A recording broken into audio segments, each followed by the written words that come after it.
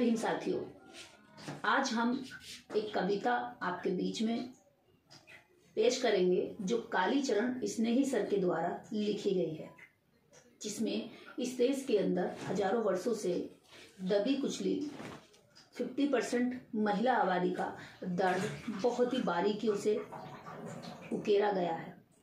तो चलिए शुरू करते हैं। औरत हरदम मर्द की बनी यहाँ हमदर्द, बदले में नित मर्द ने दिया भयंकर दर्द। औरत को नर ने कभी दर्जा दिया न खास, चरणों की दासी बना हरदम रखा उदास। महबूबा कहता कभी कहा कभी गुलफाम, औरत को इस देश में सदियों रखा गुलाम। कभी रखा रनिवास में दिया कभी वनवास, औरत का इस देश में रहा यही इतिहास। विद्या की देवी कभी कभी अविद्या खान, कभी कहा नित चंचला नहीं स्थिर पहचान। उलझन में उलझा रखा देखकर नाम तमाम, औरत ही हर हाल में होत यहाँ बदनाम। हंसी ठिठोली मस्खरी छेड़छाड़ उपहास, औरत के संग पुरुष ने खूब रचाए रास। कहा कभी नागिन तुझे कहा कभी मम प्राण, वस्तु में तब्दील की कर कर कन्यादान। नारी को नर ने यहाँ हरदम रखा गुलाम, छलिया बनकर मर्द ने छलकाए नित जान। कहा कभी माँ जान की कभी कहा बेकार, झेली तूने हर समय यहाँ मर्द की मार। आजमाया तुझको यहाँ नर ने सौ बार, अपनी बाजी मर्द से हार गई हर बार। छल प्रपंच किया इंद्र ने छला तुझे हर बार, भला क्या कब पुरुष ने कर ले सोच विचार। बेचा तुझे बाजार में कीमत लगा हजार, बिकी कभी बिन मोल तू बनकर के लाचार। काला मुंह तुझसे करे कभी अपना भाई और बाप, तूने ही भोगा यहाँ गौतम ऋषि का श्राप। मजनू बनकर आज भी मर्द होता मशहूर, रोज मुसीबत झेलती औरत बिना कसूर। पुरुष यहाँ कानून को रोज चुनौती दे, नहीं सुरक्षित तू कहीं क्या ऑफिस और क्या खेत। डायन कहता फिर रहा कहता कभी चुड़ैल, भरा आज भी मर्द के मन में कितना मैल। नंगा करता आज भी ऐसा है गुस्सैल, औरत को अब भी पुरुष रखता बना रखैल। उठा लेत घर से यहाँ मिलकर चार दबंग, फेंक देत अब सड़क पर करके नंग धड़ंग। मंडराता यूं मर्द नित ज्यों मंडराए चील, बुरी नजर से देखता होकर सभ्य सुशील। बोटी बोटी काटता करता फिरे गुमान, जला देत तंदूर में बनकर नर हैवान। समझे अब भी आदमी औरत को जागीर, जैसा चाहे बढ़ता होकर नर देती। मीरा बनकर भी यहाँ औरत होत तबाह, मार दिया प्रपंच रच है इतिहास गवाह। धन के बल पर आज भी मर्द करे उपभोग, जोड़ रखा नित मर्द ने सूरा सुंदरी भोग। कहने को कहते इसे नरवर चतुर सुजान, बन जाए कब जानवर नहीं कोई संज्ञान। बन जाता नर जानवर ऐसी मिलत नजीर, सब इसके पीछे पड़े बाबा पीर फकीर। बनी माधवी तू कभी है गाथा प्राचीन, पुरुषों ने हर दौर में जुल्म किया संगीन। इंद्र बना उस दौर में द्वापर में घनश्याम, आ जाता यह आज भी बनकर आसाराम। पुरुष पुरातन लालची ऋषि मुनि देव तमाम, पर औरत के फेर में खूब हुए बदनाम। औरत की खातिर यहाँ हुए अनेकों युद्ध, अब तक के परिणाम सब गए औरत के विरुद्ध। जोहर किया अतीत में हुई सोहर संग्राम,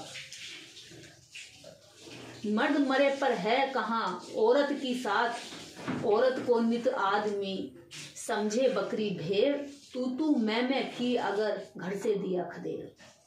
तो साथियों सुनी आपने, ये कालीचरण स्नेही जी द्वारा लिखी गई वो कविता है जो इस भारत में प्राचीन से लेके आधुनिक तक और आधुनिक से लेके आज तक की ऐसी वो समस्त बातें जो हमारे समाज में आज भी व्याप्त हैं, वो समस्त बुराइयां जो महिलाओं को लेकर हमारे समाज में हमारी सोच में चलती हैं, वो सभी ऐसी विचारधाराएं जो ये सोचती हैं कि महिला बराबर नहीं है, महिला कोई सामान है। अगर बेटियों को यहाँ बात करी जा रही है कन्यादान की, कालीचरण स्नेही सर ने कन्यादान को भी एक बुराई के तौर पर यहाँ दिखाया है। क्योंकि कन्या का दान, हम किसी चीज का दान कर सकते हैं, किसी वस्तु का दान कर सकते हैं, लेकिन किसी इंसान का दान अगर हम कर रहे हैं तो इससे क्या साबित होता है कि इस देश के अंदर आज भी स्त्रियों को, बेटियों को सामान की तरह, वस्तु की तरह दान में दिया जा रहा है। दहेज में हम जैसे फर्नीचर देते हैं, सोफा देते हैं, बेड देते हैं, अलमारी देते हैं, या कूलर, फ्रिज, वॉशिंग मशीन या गाड़ी देते हैं, जिस तरह का सामान देते हैं उसी तरह सामान के रूप में अगर हम बेटी को दे रहे हैं तो वो इंसान कहाँ मानी गई। इस बुराई को भी उन्होंने इस अपनी कविता में अंकित किया है। उसके बाद उन्होंने द्वापर से लेके त्रेता युग तक की बात उन्होंने कही है कि जो अहिल्या के साथ भी अगर हुआ है तो उसके पीछे भी मर्द की गलती थी, लेकिन अहिल्या को पत्थर का बनना पड़ा। यहां पर बात राम की भी हुई है, राम के राज्य की, कि अग्नि परीक्षा की बात की जा रही है। पुरुष भी अगर दूर रहे, महिला भी अगर दूर रहे तो परीक्षा दोनों की होनी चाहिए कि दोनों कितने सही थे। लेकिन इस देश में सारी कथाओं में, कहानियों में, या हम इतिहास में पढ़ते हैं तो पता चलता है कि अग्नि की परीक्षा मात्र औरत को देनी पड़ी, पुरुष को उस परीक्षा से हमेशा आजाद रखा गया। इस देश के अंदर आज भी लाखों देह व्यापार की स्त्रियां इस देश में काम कर रही हैं। ये सब जो बुराइयां हैं हमारे समाज में, कहीं ना कहीं उसका कारण यही है कि हम स्त्रियों को दोहरा नागरिक मानते हैं। हमारे देश में भले ही संविधान एकहरी नागरिकता देता हो, लेकिन समाज आज भी स्त्रियों को बराबरी का दर्जा नहीं देता।